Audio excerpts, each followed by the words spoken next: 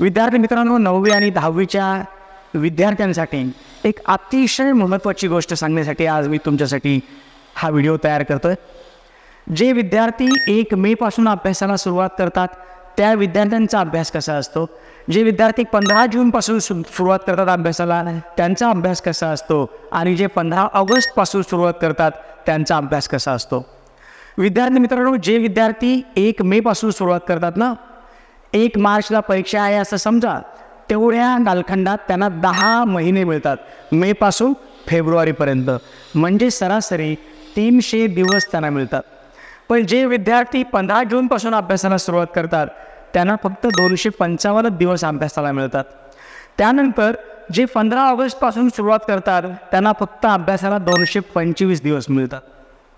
विद्यार्थी मित्रांनो, या संपूर्ण वर्षभराच्या अभ्यासामध्ये आपण जर समजा असं समजलं की 1 महिना पूर्ण रिव्हिजनसाठी दिला गेला आहे आणि 1 महिना पूर्ण एक्झामसाठी दिला गेला आहे, तर या 60 दिवसामध्ये आपल्याकडून कसल्याही प्रकारचं अभ्यास वेगळा होणार नाही आहे, अभ्यासाची तयारी होणार नाही आहे। तयारी झाल्यानंतरचे 60 दिवस द्यायचे आहेत, म्हणजे या 300 दिवसातून 60 दिवस एक्झाम आणि रिव्हिजनचे वजा केले तर आपल्या 240 दिवस शिल्लक राहतात, जे 1 मे पासून सुरुवात करतायत। पण जे 15 जूनपासून सुरुवात करतायत त्यांच्या अभ्यासातून दिवसातून त्या 255 दिवसातून जर 60 दिवस वजा केले फक्त 95 दिवस शिल्लक राहतात। जे महाभाग खूप उशिराने जागे होणार आहेत 15 ऑगस्टला, त्यांच्या 225 दिवसातून जर 60 दिवस एक्झाम आणि रिव्हिजनचे वजा केले तर 165 दिवस शिल्लक राहणार आहेत। विद्यार्थी मित्रांनो, लक्षात घ्या की वर्षभरात कुठल्या ना कुठल्या कारणानं कधी ना कधी आपण आजारी पडतो, कधी धार्मिक कार्यात जावं लागतं, कधी सुखदुःखात जावं लागतं, कधी पाहुणे आपल्या घरी येतात, कधी आपण पाहुण्याच्या घरी जावं लागतं।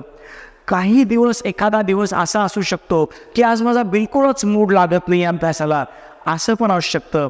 असे महिन्यातले फक्त 2 दिवस पकडले विद्यार्थी मित्रांनो तर 10 महिन्यातले 20 दिवस आजारपण आणि इतर कारणासाठी जातील आणि 240 दिवसातले फक्त 220 दिवस उरतील। हा जो 15 जूनपासून अभ्यासाला सुरुवात करणार आहे ना, त्याच्या 195 दिवसातून 20 दिवस कमी केले विद्यार्थी मित्रांनो तर 175 दिवस शिल्लक राहणार आहेत। आणि हा महाभाग जो 15 ऑगस्टपासून सुरुवात करतोय अभ्यासाला त्याच्याकडे फक्त 145 दिवस। विद्यार्थी मित्रांनो, तुमच्या लक्षात येत असेल, सरासरी 10वीचा अभ्यासक्रम घ्या किंवा 9वीचा अभ्यासक्रम घ्या, सरासरीमध्ये सर्व विषयाचे आपण जर धडे काढायचा प्रयत्न केला तर मराठीचे 20 धडे, हिंदीचे 20 धडे, इंग्रजीचे 20 धडे, व्याकरणाचा भाग वेगळा, गणिताचा 1.1 हा एक धडा, 1.2 हा एक धडा असं म्हणलं तर त्याचेही भरपूर धडे होतात। इतिहासाचे धडे आणि नागरिकशास्त्राचे धडे थोडेसे कमी असतील। सायन्स 1, सायन्स 2 हा भरपूर मोठा अभ्यासक्रम आहे। सरासरी अंदाजे जर आपण सर्व विषयांची ग्रामर सगळं टोटल करायचा प्रयत्न केला तर 200 धडे आपल्याकडे आहेत आणि 1 मे पासून अभ्यासाला सुरुवात करणाऱ्या विद्यार्थ्याला 220 दिवस अभ्यासात मिळतात। आता मला सांगा, जर समजा हे 200 धडे अभ्यासायचे आहेत तर 15 जूनपासून सुरुवात करणाऱ्या विद्यार्थ्याला फक्त 175 दिवस मिळत आहेत आणि हे 200 धडे अभ्यासण्यासाठी 15 ऑगस्टपासून अभ्यासाला लागलेल्या विद्यार्थ्याला 145 दिवस मिळतात। विद्यार्थी मित्रांनो, काही विद्यार्थी तर असे आहेत, दिल्ली अभी दूर है, बहुत दूर की बात है एग्ज़ाम, अभी कुछ करने की ज़रूरत नहीं है, I am sure that I am so brilliant, in last 2 months I will cover all my study, असे जे म्हणणारे विद्यार्थी आहेत ते सगळेच्या सगळे फेल्युअर असतात, ते मागे पडलेले असतात, नंतर नशिबाला दोष देतात। लक्षात घ्या की जसं शेअर मार्केटमध्ये तुम्ही शेअर विकत घेण्याच्या अगोदर तुमचं प्रॉफिट बुक करायचं असतं, तसंच 9वी 10वीच्या वर्गामध्ये तुम्ही अभ्यासाला सुरुवात करतानाच तुम्हाला लक्षात ठेवा की तुम्ही निश्चितच तुमचा सक्सेस बुक करायचा असतो। आणि हा सक्सेस कोण बुक करू शकेल माहिती आहे? हा सक्सेस बुक करू शकेल जो 1 मे पासून अभ्यासाला किमान सुरुवात करतोय असा विद्यार्थी। विद्यार्थी मित्रांनो, एक बॅच आमच्या अमृतकुंभ क्लासची 1 मेच्या खूप अगोदर सुरुवात झालेली आहे।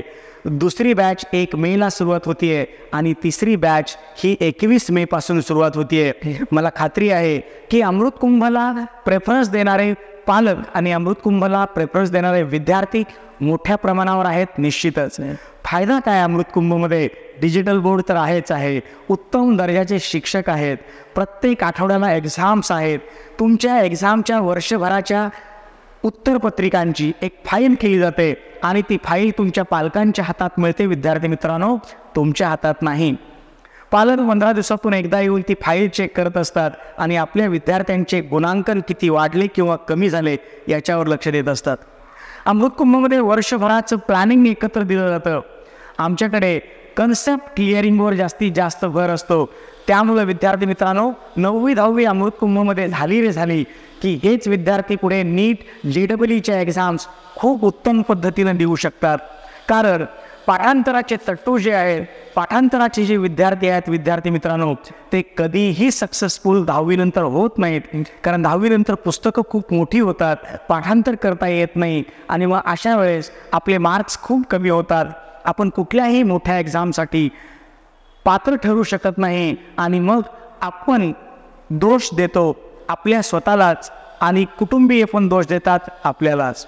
या कुठल्याही निगेटिव्हिटीमध्ये न पडता विद्यार्थी मित्रांनो, माझी तुम्हाला हंबल रिक्वेस्ट असेल की अमृतकुंभ लवकरात लवकर जॉईन व्हा. आणि जर समजा एखादा विद्यार्थी गरीब गरजू असेल तर त्यांनी सेपरेटली येऊन जरूर भेटा. अमृतकुंभ तुमच्या एज्युकेशनमध्ये निश्चितच तुम्हाला सहकार्य करेल. धन्यवाद. Thank you so much.